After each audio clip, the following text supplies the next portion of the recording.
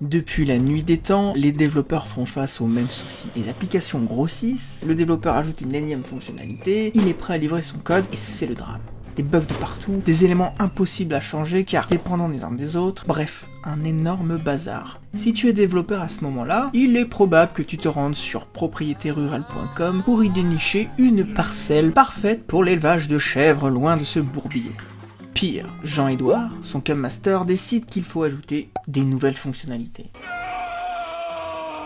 Faut tout refaire. Et si je te parlais d'un concept pour garder un code évolutif? Nous en arrivons enfin au moment de vérité. Indépendant et plus stable. Ami bâtisseur, laisse-moi te parler de la Clean Architecture. Je vais vulgariser à ma manière pour que tu comprennes. Avec la Clean Architecture, on souhaite que les choses ne dépendent pas les unes des autres. Le but est de se dire, si demain je ne veux plus utiliser cette API pour aller chercher par exemple le cours du Bitcoin, je peux la remplacer facilement par une autre. Si je veux changer de base de données, de technologie ou autre, je peux le faire simplement. Et c'est pour ça qu'on utilise un concept en programmation qui s'appelle l'abstrait. Aucun rapport avec un quelconque tableau de Van Gogh.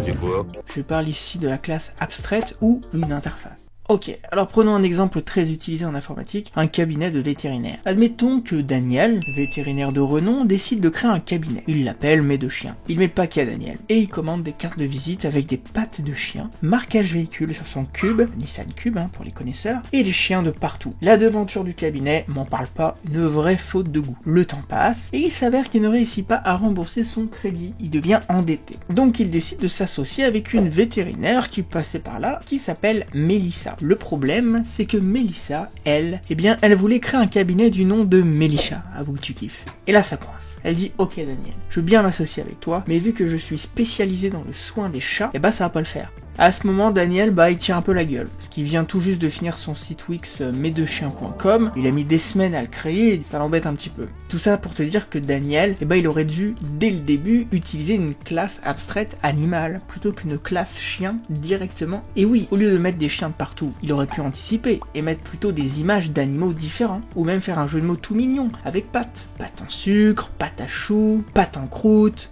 j'en sais rien. Plein d'animaux ont des pâtes. Les chiens, les chats, les hamsters. Un jeu de mots avec pâtes, c'est quelque chose d'abstrait, parce que énormément d'animaux en ont, et ça ne catégorise pas le cabinet en tant que cabinet uniquement pour les chiens. Et là, en fait, avec ce qu'il a fait, Daniel, il est dépendant des chiens, et il doit maintenant changer toute sa communication, son enseigne, son site web, ses cartes de visite, etc. Et bien, l'idée de la Clean Architecture, c'est d'interposer des classes abstraites entre les choses pour justement éviter cette dépendance dont je viens de te parler. Daniel, son cabinet de vétérinaire, il est entièrement fait pour les chiens. Il a des classes chiens, il peut les soigner. C'est le problème que j'ai soulevé tout à l'heure. L'arrivée de Mélissa qui dit, moi j'arrive, je crée ma classe chat, je vais instancier un chat. Mais le problème c'est que le chat, maintenant ça met une erreur. Mélissa va être obligée d'instancier un chat à la place et donc refaire pas mal de choses. Donc ça va nous demander du boulot. Il y a des changements de partout. Là c'est un exemple très simple. Imagine avec une application entière. Alors qu'avec un mode abstrait comme ça, donc avec directement un animal reçoit chien, il y a la classe abstraite en dessous, vas-y, je rajoute une classe chat et j'ai juste à modifier. Le chien devient chat et tout le reste fonctionne de la même manière. Ça c'est faisable pour plein de choses. Imaginons que tu es donc un repository pour t'authentifier, tu marches sur Firebase, je vais passer sur Azure et tout le reste continuera à marcher, le login ne changera pas, on est content. Le deuxième concept autour de la Clean Architecture,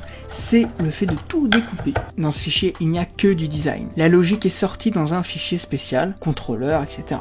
Les fonctionnalités métiers sont également sorties et peuvent être à tout moment ajoutés et remplacés. Les appels à l'API sont également dans des fichiers spécifiques et peuvent être remplacés également. Tout est découpé à la perfection, au millimètre, on ne mélange rien.